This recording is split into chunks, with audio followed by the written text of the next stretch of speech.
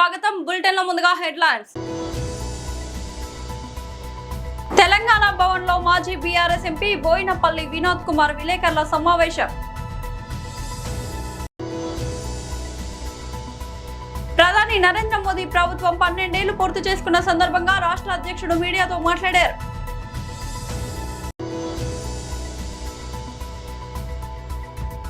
విశాఖలో గొడ్డలి పార్టీ శివ రాజకీయాలు. మంత్రి కొండపల్లి శ్రీనివాస్ మీడియా సమావేశం.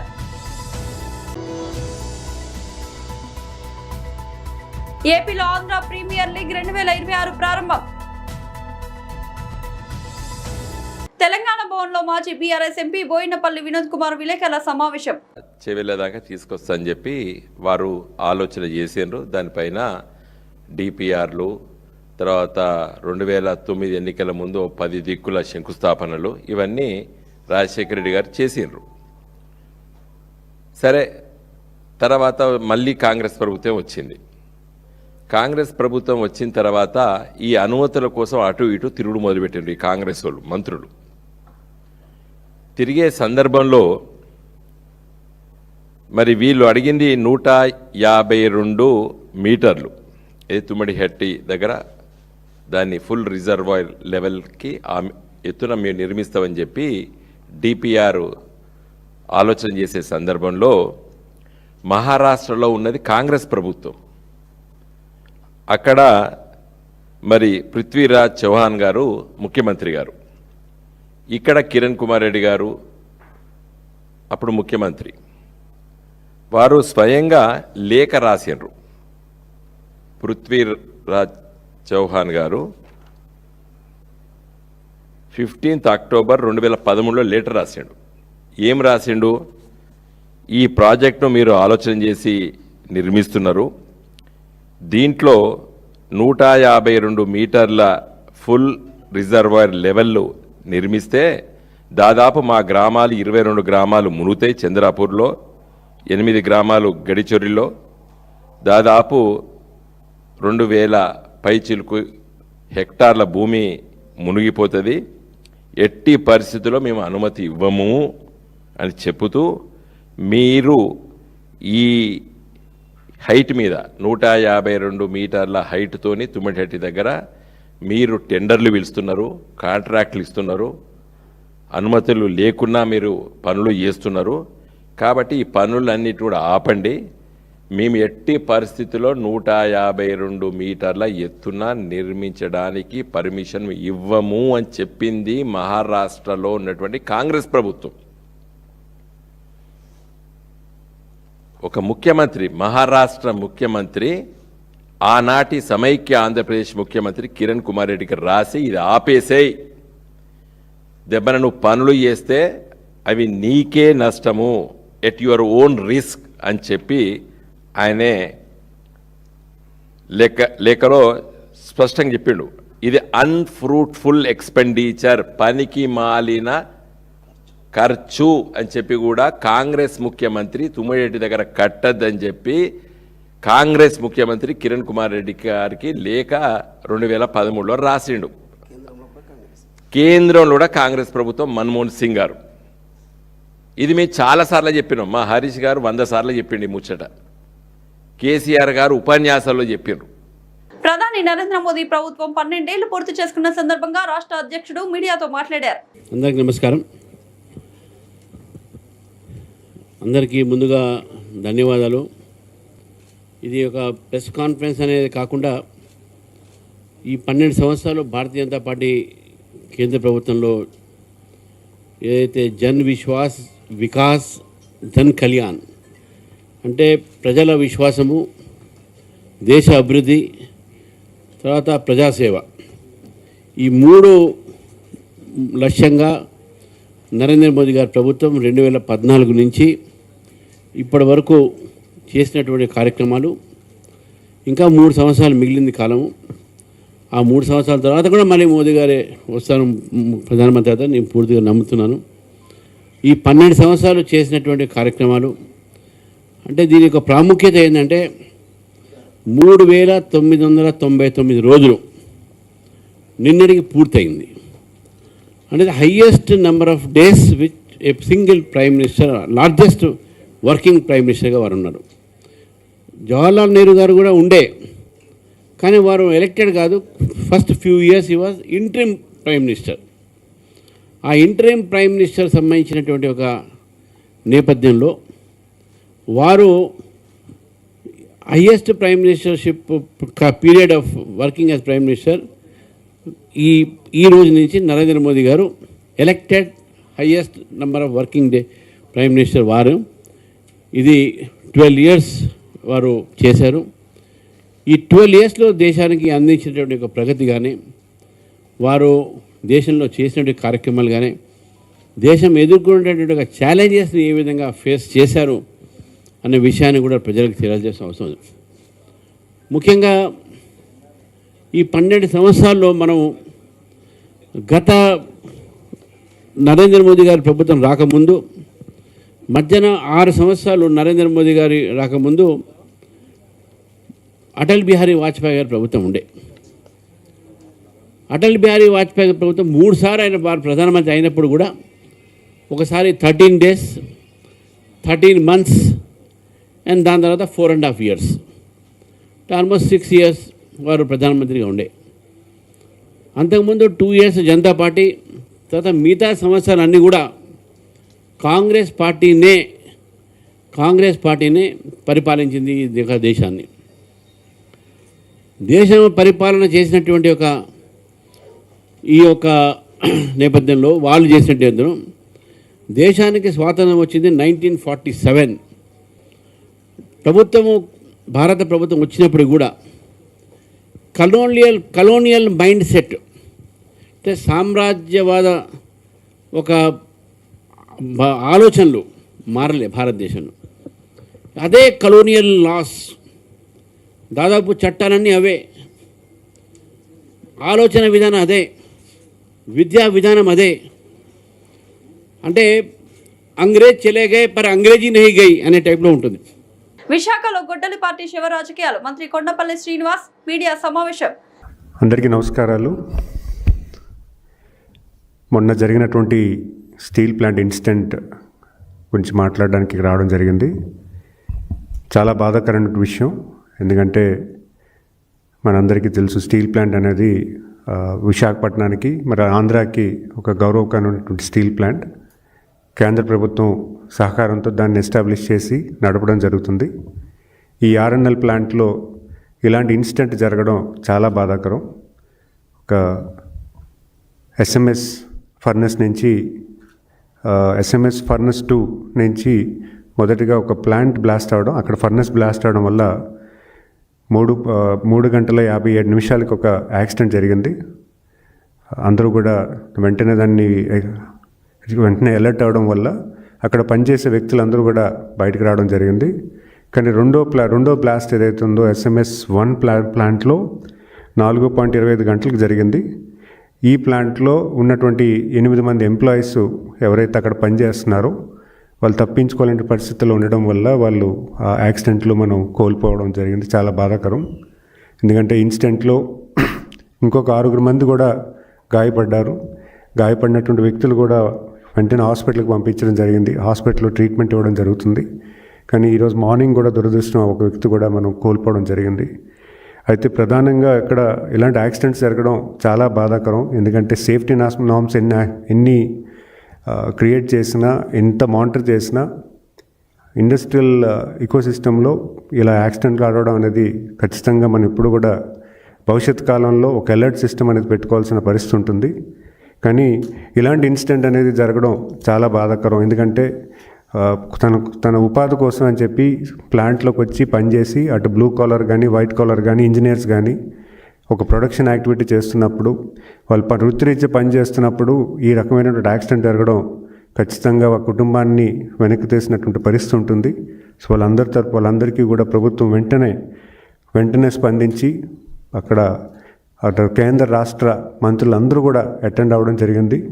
వెంటనే అక్కడ కేంద్ర మంత్రులు కూడా రావడం జరిగింది. కుమారస్వామి గారు కానీ, సంబంధించిన శాఖ మంత్రివర్యులు, అలాగే మన రామ్మోహన్ నాయుడు గారు, అలాగే శ్రీనివాస్ వర్మ గారు, మినిస్టర్ ఆఫ్ స్టేట్ అఫైర్స్, ఆయన కూడా వెంటనే వెళ్ళి సంఘటనా స్థలాన్ని పర్యవేక్షించి అసలు భవిష్యత్తులో ఎలాంటి యాక్సిడెంట్ జరగకుండా ఎందుకు జరిగింది, ఎలా జరిగిందని పూర్తిగా విశ్లేషణ చేస్తూ, మరి అలాగే ఉన్నటువంటి యాక్సిడెంట్లో ఎవరైతే కోల్పోయారో వాళ్ళ కుటుంబాలను కలిసి వాళ్ళకి ధైర్యం నింపే ప్రయత్నం కూడా చేయడం జరిగింది. విశాఖపట్నంలో Andhra premier league IPL season 5వ సీజన్ ప్రారంభమైంది. విశాఖ స్టీల్ ప్లాంట్ లో జరిగిన అగ్ని ప్రమాదం కారణంగా ఎలాంటి వేడుకలు లేకుండా టోర్నమెంట్ ను నిరాడంబరంగా మొదలుపెట్టారు. ఎమ్మెల్యే గంటా శ్రీనివాసరావు టోర్నీని ప్రారంభించారు. ఏసీఏ వీడీసీఏ అంతర్జాతీయ క్రికెట్ స్టేడియంలో జరిగిన తొలి మ్యాచ్ లో కాకినాడ కింగ్స్ జట్టు సింహాద్రి వైజాగ్ లయన్స్ పై ఘన విజయం సాధించింది. ఈ మ్యాచ్ లో తొలుత బ్యాటింగ్ చేసిన కాకినాడ కింగ్స్ జట్టు నిర్ణీత 20 ఓవర్లలో 5 వికెట్ల నష్టానికి 219 పరుగులు భారీ స్కోరు సాధించింది. యువ బ్యాటర్ యువన్ సిక్సర్లతో విరుచుకుపడి అజయ్ హాఫ్ సెంచరీతో కదం తొక్కాడు. ఓపెనర్ అభిషేక్, అర్జున్, తపస్వి, మనీష్, వికెట్ కీపర్ లక్షజ్ రెడ్డి దూకుడుగా ఆడి తమ వంతు పరుగులు జోడించారు. అనంతరం 220 పరుగుల భారీ లక్ష్యంతో బరిలోకి దిగిన వైజాగ్ లయన్స్ జట్టు కాకినాడ బౌలర్ల దాటికి నిలవలేకపోయింది. 18.4 ఓవర్లలో 148 పరుగులకి ఆల్అౌట్ అయింది. దీంతో కాకినాడ కింగ్స్ 71 పరుగుల భారీ తేడాతో గెలుపొందింది. బౌలింగ్ లో ఆంజనేయులు 3 వికెట్లు పడగొట్టి జట్టు విజయంలో కీలక పాత్ర పోషించాడు. అద్భుత బ్యాటింగ్ తో అలరించిన Yuvan man of the match award అందుకున్నాడు. బ్యాటింగ్, బౌలింగ్ విభాగాల్లో పూర్తి ఆధిపత్యం ప్రదర్శించిన కాకినాడ కింగ్స్ ఈ సీజన్ లో తమ ప్రయాణాన్ని ఘన విజయంతో ఆరంభించింది. గుంటూరు తెనాలి తూర్పు కాలువకట్ట రోడ్డులో మంత్రి నాదెండ్ల మనోహర్ ఆకస్మిక పర్యటన. ఎక్కడి వ్యర్థాలు అక్కడే ఉండడం చూసి మున్సిపల్ అధికారులపై మంత్రి నాదెండ్ల తీవ్ర ఆగ్రహం. వ్యర్థాలు అన్ని తొలగించేదాకా కదిలేది లేదని రోడ్డు పక్కనే బైఠాయించిన మంత్రి మనోహర్. ఘటనా స్థలానికి మంత్రి మనోహర్ వస్తే కానీ కదలని తెనాలి మున్సిపల్ యంత్రాంగం. అధికారులు మీటింగ్ లో ఉన్నారని మంత్రికి చెప్పగా అందరినీ ఇక్కడికి రమ్మని, ఇక్కడే మీటింగ్ పెట్టుకోవాలని మంత్రి నాదెండ్ల మనోహర్ ఆగ్రహం.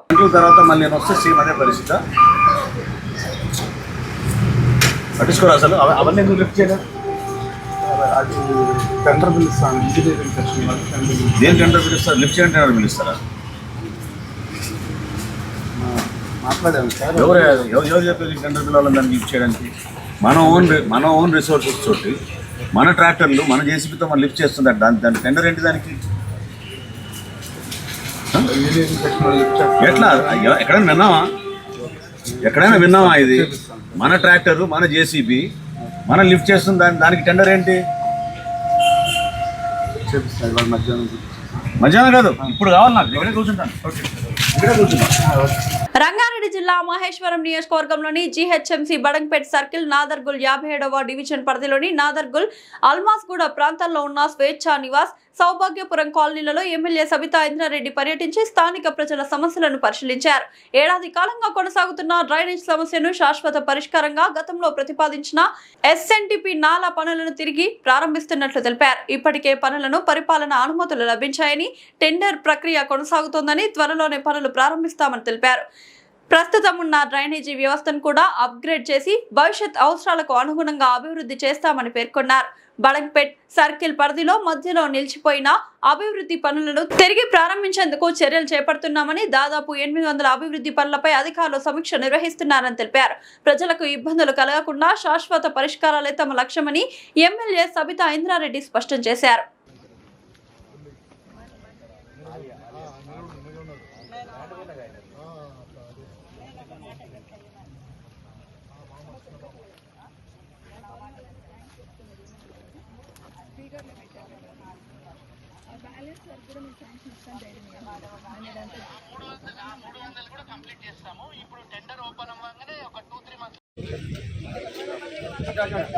వైర్లు చూడండి, మొత్తం వైర్లు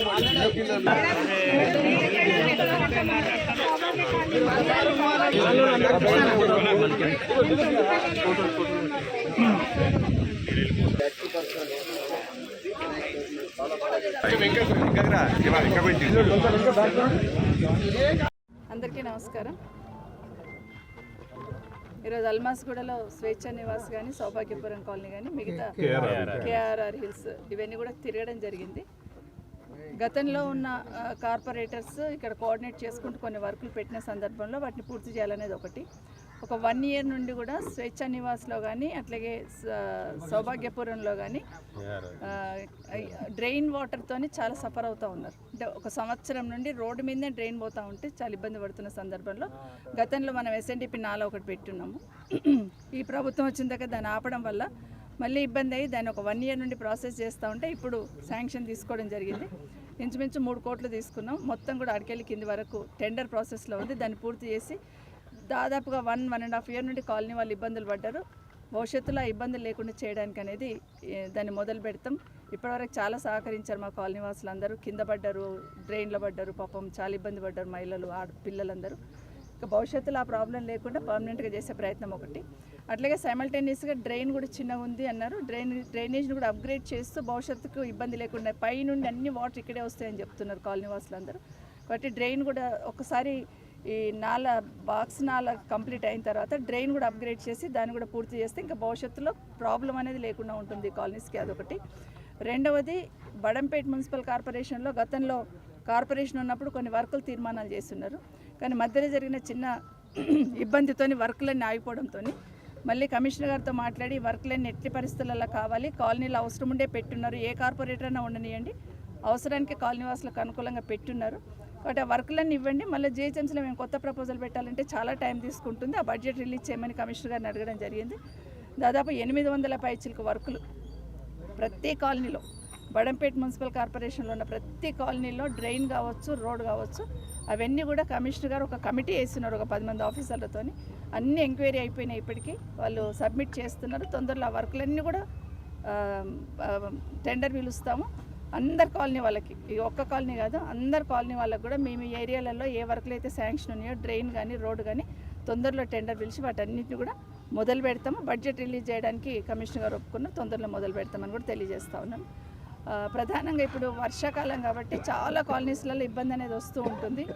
ఒక దగ్గర నుండి ఒక దగ్గరికి చెరువులు మన దగ్గర చాలా ఉన్నాయి కాబట్టి కొంత ఇబ్బంది అయితే ఉంటుంది. మా గౌరవ కార్పొరేటర్స్, ఎక్స్ కార్పొరేటర్స్ అందరికీ నా రిక్వెస్ట్ ఏంటంటే, మా పదవి అయిపోయిందని దయచేసి వదిలిపెట్టకండి. కాలనీ వాసులకు ఇబ్బంది ఉంటుంది, వాళ్ళు ఎవరికి అడగాలో తెలియని పరిస్థితులలో ఉంటారు. దయచేసి మీరే కాలనీ వాసులతో టచ్లో ఉండి వర్షాకాలంలో వాళ్ళకి ఇబ్బంది లేకుండా చూసుకోమని మా గౌరవ ఎక్స్ కార్పొరేటర్లందరినీ విజ్ఞప్తి చేస్తా ఉన్నాను.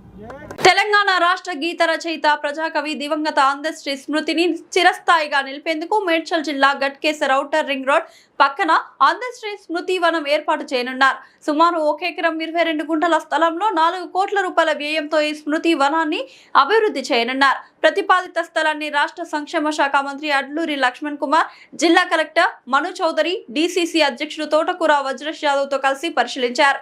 ప్రభుత్వం ఇప్పటికే పరిపాలన అనుమతులు మంజూరు చేయగా త్వరలో టెండర్లు పిలిచి పనులు ప్రారంభించనున్నారు. 2025 నవంబర్ 10న కన్నుమూసిన అందశ్రీ అంత్యక్రియలు గట్కేసర్లో అధికార లాంఛనాలతో నిర్వహించారు. ఆ సమయంలో సీఎం రేవంత్ రెడ్డి స్వయంగా పాడమోసి నివాళులర్పిస్తూ అందశ్రీ స్మృతి వనాన్ని అద్భుతంగా తీర్చిదిద్దుతామని హామీ ఇచ్చారు. ఇప్పుడు ఆ హామీ కార్యరూపం దాల్చుతోంది. తెలంగాణ ఉద్యమ స్ఫూర్తికి ప్రతీకగా నిలిచిన అందశ్రీ జ్ఞాపకాలను భావితరాలకు అందించేందుకు ఈ స్మృతి వనం నిర్మించనున్నారు.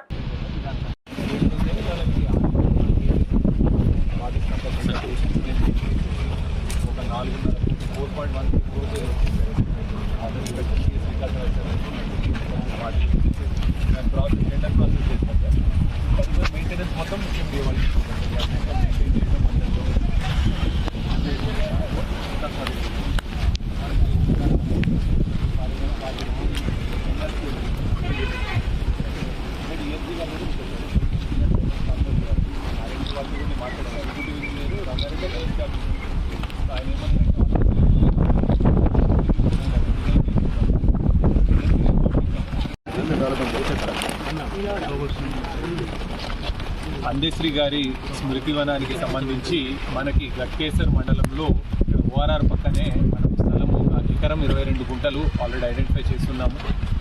దీనికి సంబంధించి R&B డిపార్ట్మెంట్ తరఫు నుంచి కూడా దాదాపు ఒక 4 కోట్ల రూపాయలతోటి ఎస్టిమేట్ వేసి ఇది చాలా మంచిగా డెవలప్ చేయాలని దీని డిజైన్ కానీ అంతా కూడా మనకి గవర్నమెంట్ తరఫు నుంచి ఆల్రెడీ ఫైనలైజ్ అయి ఉంది. దీన్ని త్వరలోనే టెండర్స్ కూడా కాల్ఫర్ చేసి వర్క్స్ అనేది స్టార్ట్ చేయటము, ఆ స్టార్ట్ చేసిన తర్వాత ఇమీడియట్గా హెచ్ఎండిఏకి హ్యాండ్ ఓవర్ చేస్తే దాని తదుపరి మెయింటెనెన్స్ మొత్తం కూడా చూసుకుంటారు అనేది గవర్నమెంట్ నుంచి ఉన్న ఆలోచన. బులెటిన్ ముగించే ముందు హెడ్లైన్స్ మరోసారి. తెలంగాణ భవన్ లో మాజీ బీఆర్ఎస్ ఎంపీ బోయినపల్లి వినోద్ కుమార్ విలేకరుల సమావేశం. ప్రధాని నరేంద్ర మోదీ ప్రభుత్వం 12 ఏళ్లు పూర్తి చేసుకున్న సందర్భంగా రాష్ట్ర అధ్యక్షుడు మీడియాతో మాట్లాడారు.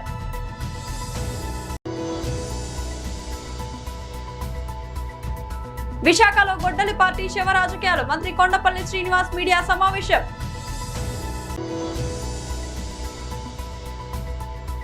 ఏపీలో ఆంధ్ర ప్రీమియర్ లీగ్ 2026 ప్రారంభం. ఈ వాల్టి బులెటిన్ అప్డేట్. మరొక బులెటిన్లో మళ్ళీ కలుద్దాం. అంతవరకు సెలవు.